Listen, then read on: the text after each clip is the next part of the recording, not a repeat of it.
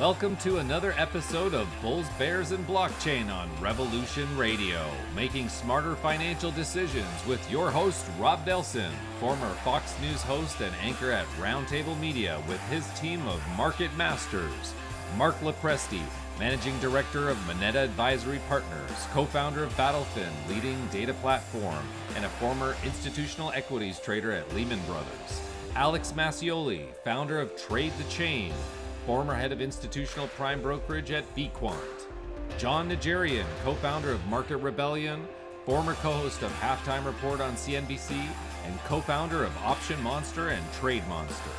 Daily data insights and ticker updates direct from three of the world's top TradFi, legal, and crypto experts on Bulls, Bears, and Blockchain every Monday and Friday on all your favorite platforms. Let's get started.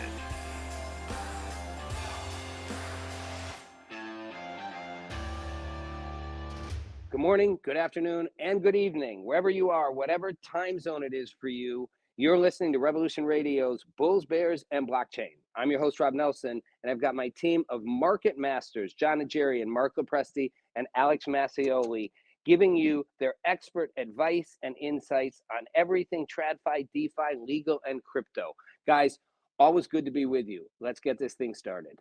It has been a crazy week. On Monday, you guys, each of you, Marc, John, and Alex, by the way, good to hear you guys, each picked 3 picks, and we've had more crazy activity. So we're going to change things up a little today, and we're going to hold off on new picks till the end, because I'm sure you guys have a couple.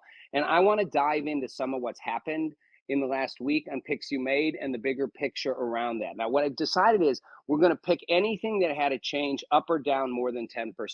And talk about it, not necessarily in depth. So Marc, like for instance, you picked AMD, and AMD jumped, almost 13.5%. So my quick question is, what would you do now? Are you going to hold, sell, buy? Where are you at with that, and why?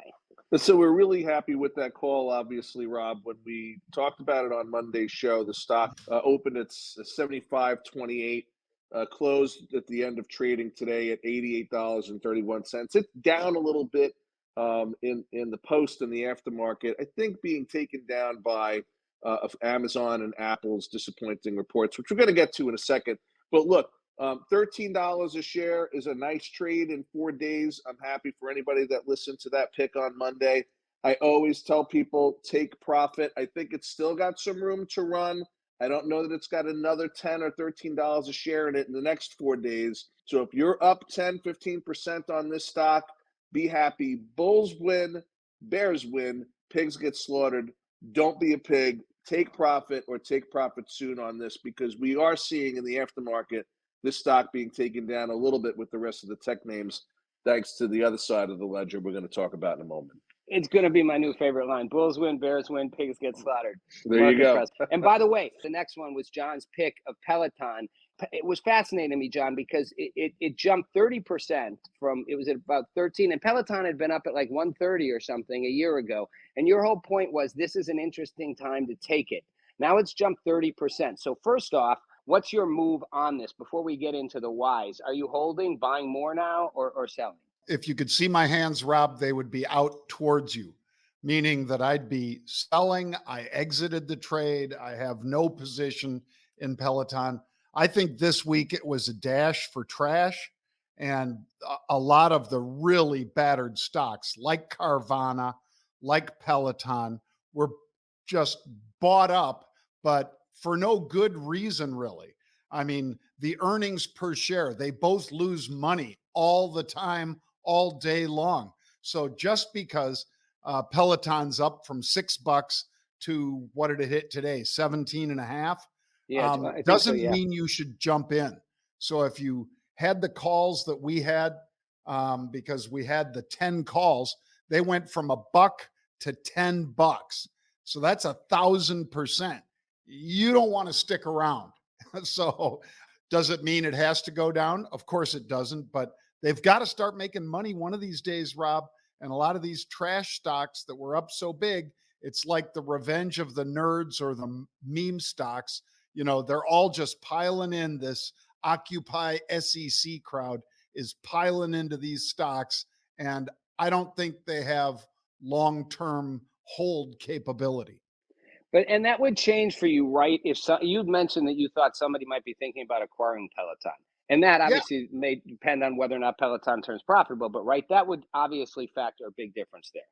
absolutely. It would factor in, but keep in mind when it's at $10 and Amazon's allegedly kicking the tires, that's a whole different story than when it's at $17. Obviously, that's a significantly bigger position.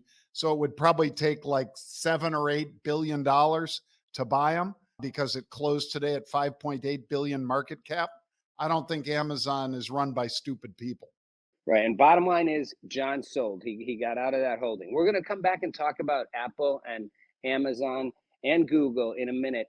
But Alex, I just want to pick up. You had two great results with Gala and Mana. Both of them had big jumps, almost 13% on Gala over the course of the week and 18% on Mana. Would you stay with those? Would you put your arms out like John and sell them off, or are you going to double down? Yeah, really happy with our choice of picks, throughout the second half of January going in. Absolutely, as you just mentioned, outperformed very well. But I'm with my colleagues. I'm looking to pick a fight with either one of them, but I can't. I'm going with the grain. We took profits.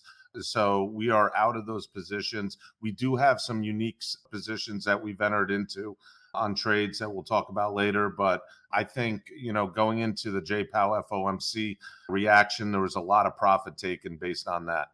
And we're going to jump into the Fed story in a second. Just as a last note, a couple shows back, you guys were talking a lot about Tesla, and Marc, you jumped in on Tesla. Tesla's has done great. So any one of you guys, are you still bullish on Tesla? Are you holding, or is that a stock you'd be like, let's buy more of?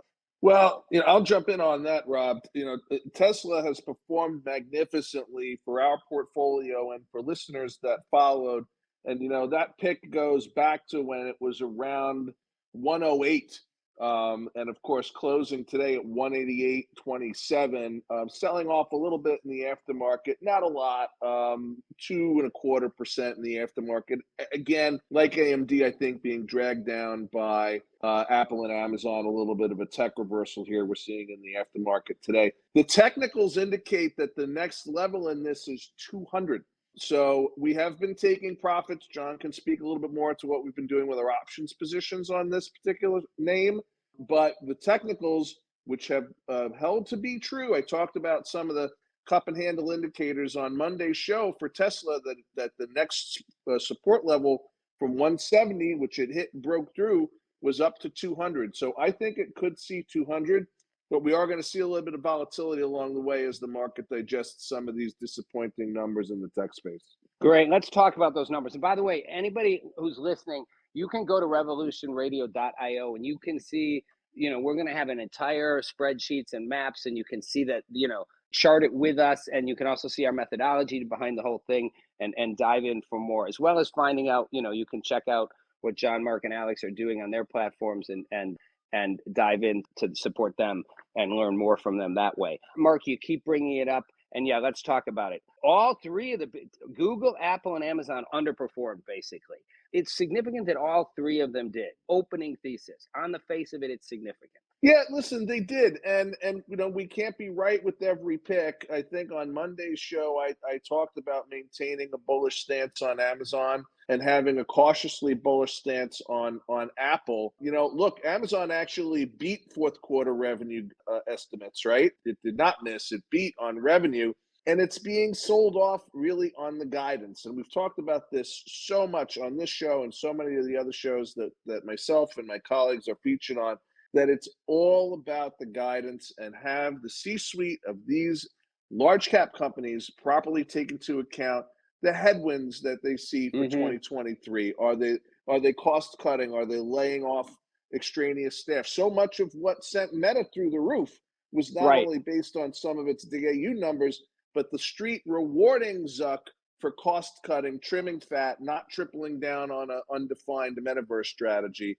And look, I think there are some highlights in Amazon's numbers, and I think I'm maintaining a hold on Amazon. We think it's still got some room to run. Similarly with Apple, some of the things that Tim Cook talked about in terms of what the issues were affecting its quarterly report are starting to wane, right? Supply chain issues in China getting better. Overall macroeconomic environment, we're seeing lots of indication that, we've reached peak inflation. Some of the data that we looked at last week indicated we hit peak inflation sometime in late summer of last year. Nobody told the market or JPOW, but that's a different story. And a very, very strong, unusually strong dollar during that previous quarter for Apple.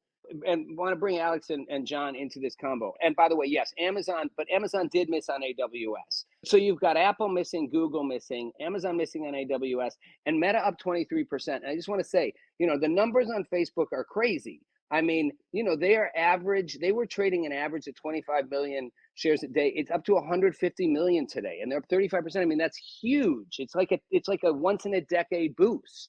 So is there something going on here that's not just in the technicals? And I get how important that data is and everything you went through, Mark, but is there a larger picture going on here and a reshuffling that's kind of big picture on these big tech stocks that may tie into artificial intelligence and other things that are happening, or is it all just the market fundamentals? Let me toss it to you first, John. The three stocks that Mark cited, Google, Apple, and Amazon, had great weeks. Now, once they came out with their earnings, they got slapped, and they should, but they're still all three, I believe, higher than where they began the week. So yeah, they got excited because of the Facebook, and, when Facebook goes up, 80 billion in market cap, it's not surprising to see it pull other tech stocks with it, but it was battered far more than any of those three stocks. Facebook had been. I mean, it was below $100 a share. Now it has now moved all the way back into the 190 a share. I think these stocks reacted, and people reacted to the big surge in Facebook. But I'll point out, all three of these stocks, though, including Apple, the trading in there was really smart. People were buying upside calls. They were right Monday, Tuesday, Wednesday, right into today. And they'd been rolling up. In other words, taking money off the table, Rob, and rolling up to a higher strike. So that's a smart way to play it, because you're not going to lose it all if the stock reversed completely. But like I say, they have not reversed completely. They just basically gave up today's gain, but they're still up on the week. I want to jump in just quickly on that, Rob. Yeah, go, Mark. It's so important to point out, right? Amazon, I'm watching right now in the after. It's off, but it's off 3.5%. It's not getting absolutely pummeled, right? The AWS revenue was down, but it was a slight miss. It wasn't a huge miss. And at the end of the day, most of the analyst price targets on this thing are still 150 plus. Think about where it's trading, Rob. It is still not that far away from the mid of the 52-week. 52-week on Amazon, of course, being 81 by 170. It still looks pretty cheap at 108.55, and it's all about what the guidance is and what's the expectation for the rest of the year. I'm not ready to throw Amazon out with the bathwater. Well, let's talk about the guidance. Let's look at, obviously, a lot has happened. So just even today, NASDAQ was up 400 points. The Dow was basically flat, up 40 points. The S&P was up 60 points. I'm sure a lot of that has to do with the Fed doing a smaller rate increase, and with the Fed chair basically signaling that he's prepared to, not drop interest rates and kind of, approach 2023 differently if market conditions continue as they are. That to me is all significant, but the question is, how do you use that information in investment space? And actually, Alex, to you, how do you use that in a traditional investment space, but also in a crypto investment space? Well, I mean, listen, we follow the FOMC meetings in the crypto space just like the TradFi space. And, I haven't chimed in a lot here because you have two of the best experts, Marc and John, speaking about, traditional equity reactions to it. With us, I mean, the reactions are pretty much correlated to what TradFi is doing. Traders in cryptocurrency are doing the same bets, or whether they're de-risking or taking on positions according to the FOMC and the earnings, just like TradFi. I mean, it makes a ripple through the industry. We particularly follow the tech stocks as far as an index is concerned, because were very correlated to them. So, to be honest with you, this isn't my space to chime in on. I'm listening to Mark and Dr. J to really listen to where their guidance is. I'd love to hear what their Q1 outlook is personally. Before you answer that, I just want to say Tom Essaye and he pointed out that he thought this week would be the biggest week of the quarter, if not the year. So sort of also tying that in, it certainly looks like the biggest week of the quarter, but there's a lot of significant stuff going on. So to Alex's question, what's your guys' outlook? Are the analysts a little overzealous right now, or are they on Mark? Are they looking? Are they trying to, trying to create the positive economy going into Q1? It's a great question. Yeah, it's hard to say what the intent of analysts is. I don't know that there's necessarily a desire to create a positive vibe for the first quarter. What's really remarkable to me, we just had our extremely well attended Battlefin conference last week in Miami that all but Alex unfortunately attended. And we had some of the most brilliant data providers on stage at that event. And one of them was talking about all of the indicators of when we clearly reached peak inflation. And they had it to the day, Rob, July 27th, or plus minus, of when all of these technical indicators showed that we reached peak inflation. And, my challenge to that is if that's accurate, does it matter if the market doesn't care or doesn't know, right? So the question is, if we really reached peak inflation, has that information actually now filtered down to analysts, filtered down to investors, filtered down to the C-suite that can give accurate guidance and both to the street and internally in terms of management of their own operations? And I think, long way of answering a short question, that it has. I think we're starting to see green shoots all over the place.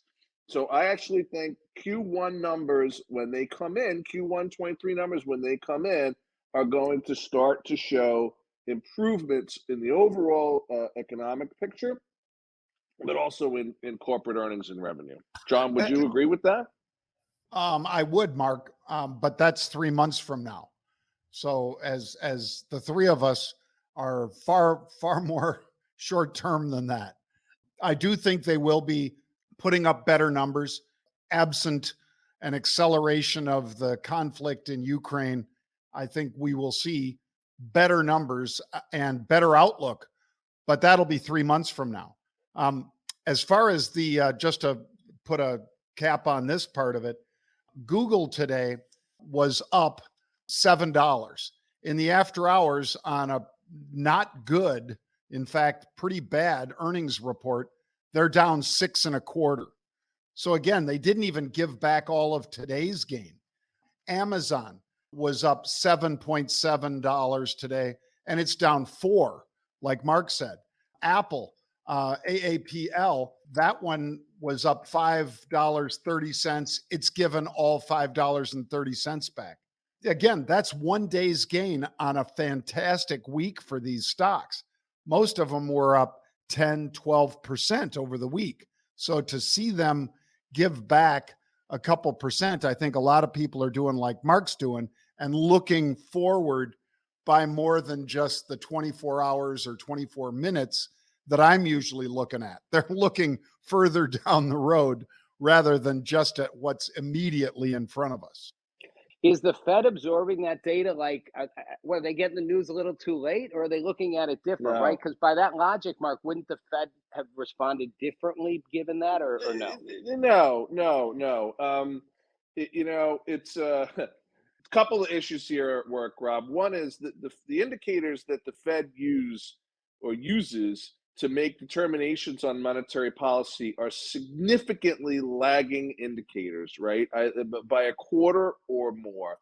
So that's the first problem. Notwithstanding the fact that real-time data is available to them, it does not appear that any of that data is used in determining monetary policy, which is terrifying in and of itself.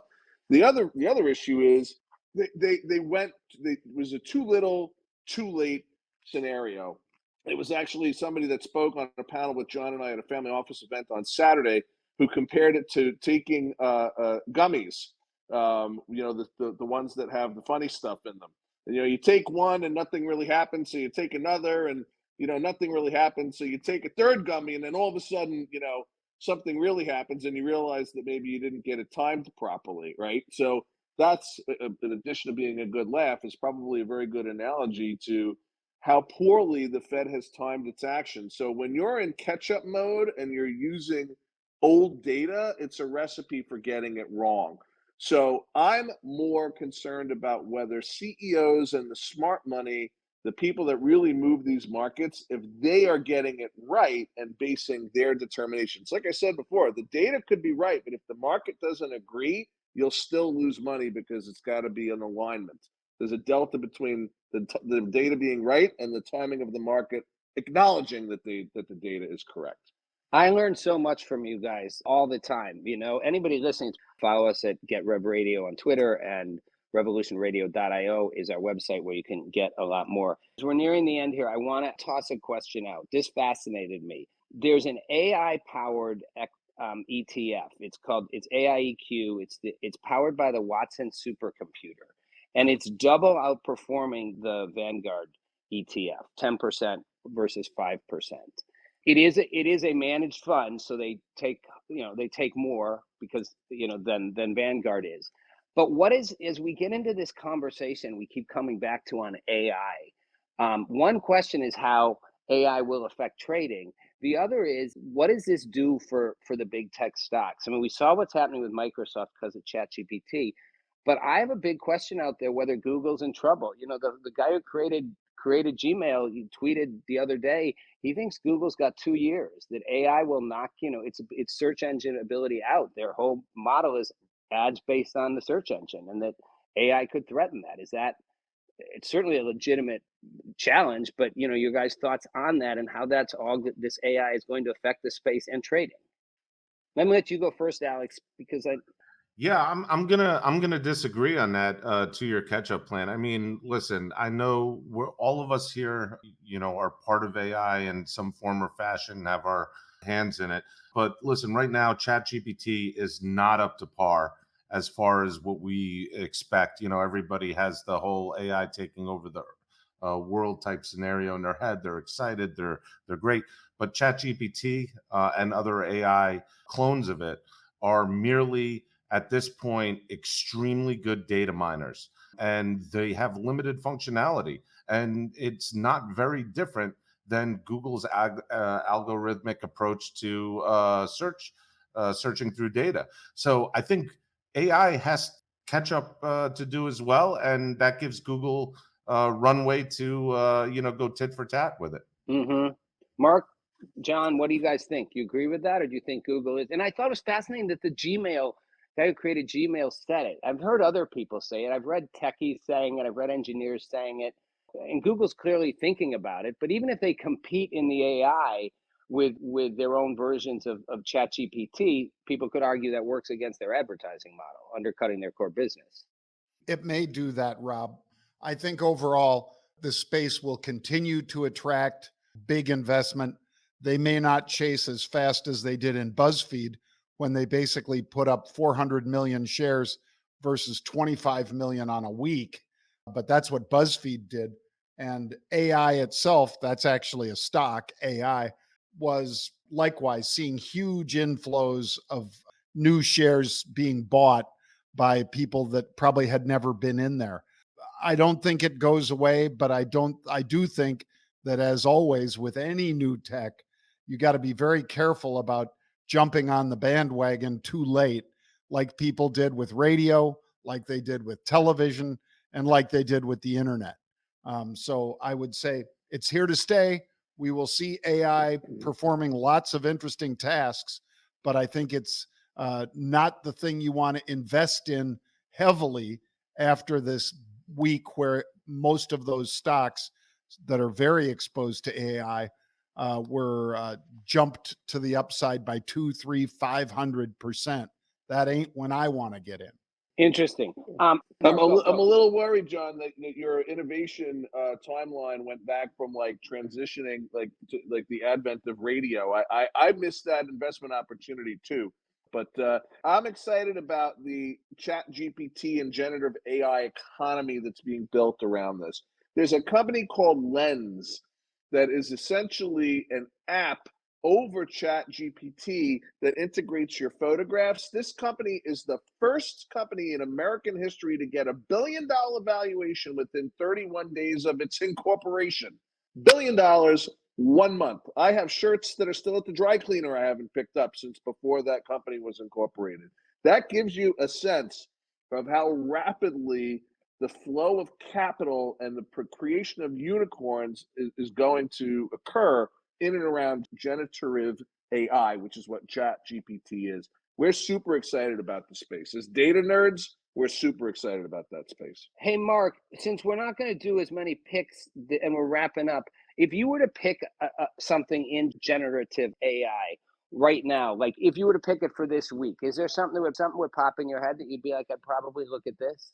Well, listen, we've talked about this before. We think that Microsoft probably has the biggest head start, but I wouldn't count out Alphabet, the company we know as Google, because everybody that has any experience in this space is indicating that, do not count Google out. They are putting dollars hard into generative AI. So I think both of those names are interesting in terms of a play in the space. Particularly if these names continue to sell off a little bit here on earnings. Alex, what do you got? You got a pick or two? Doesn't have to be in generative AI. I just mean since we held off on the big starting out with your 3 picks and the options. Absolutely. I'm the cryptocurrency nerd. I'm going to go with Optimism, ticker OP. Right now, it's trading about 660 million, up 158% versus average on volume. It's 17% on the 24-hour. It just completed, or Binance just completed the integration of the Binance branded stablecoin BUSD on the Optimism network. So that's a very positive trait. A lot of people hot on Optimism, which is a layer 2 protocol built over Ethereum. John, what do you got? You got an option or two for us today?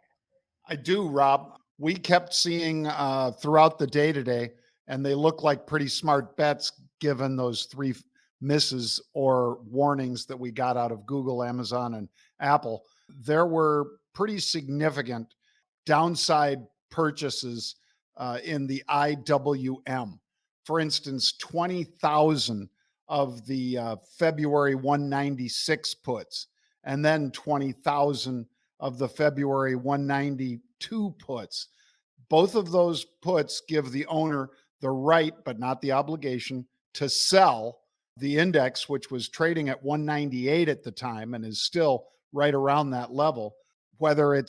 I think what we're likely to see is perhaps after this feverish run, just like we've seen in those 3 stocks that we've mentioned over and over again today, I think we might see us go back down and test 187 from 198 for the IWM. And that's why people are buying those 196 puts in February and 192 puts also in February.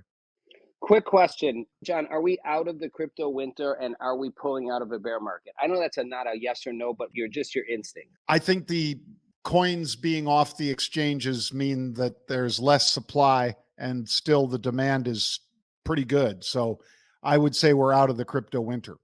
Mark, are we in a bear market, a bull market, or neither? In crypto or in equities, Rob? In trad. Yeah. So, I'm not quite ready to make that call. I'm not quite ready to say that the bear market has ended and the bull market is here to stay. We always talk about watching out for bull traps and fakes. I think the long term, if you pull the chart out, right, to look, quarter over quarter, and if we were looking at a chart that showed through the 3rd quarter of this year, I think the trend is bullish, but I think we're going to continue to see volatility as markets and traders continue to react and be driven by the Fed. Anytime that's happening and the Fed's playing catch up, like I said before, you're going to see volatility. We're going to have sell-offs. We're going to have some disappointing earnings come out from different companies in different sectors. But we are definitely starting to see a bigger appetite for risk, right? not only from retail, which is driving a lot of the things like the Peloton craze, which I wouldn't use other than to hang my dry cleaning on, but also by hedge funds, right? One of the things that John and I look at and the folks at Market Rebellion look at is what's the smart money doing? And we are starting to see the hedge funds go risk on more and more incrementally as we start to see the inflation picture cooling. Mark, John, Alex, great stuff as always. We're out of time. We could just keep going, but that's do this twice a week. So we'll be back at it for our Monday show. Good talking with you guys. Awesome insights. I've taken a lot of notes. Check us out. It's Bull Bears and Blockchain on Revolution Radio. Get Rev Radio on Twitter and revolutionradio.io on the web. Thanks for joining Rob Nelson, Alex Mascioli, Marc LoPresti, and John Najarian with another great episode of Bulls, Bears, and Blockchain, twice a week on Revolution Radio. Whether you're new to the world of Web3 finance or an experienced investor, we've got you covered. Follow us on Twitter at GetRevRadio and visit our website at revolutionradio.io, helping you make smarter financial decisions.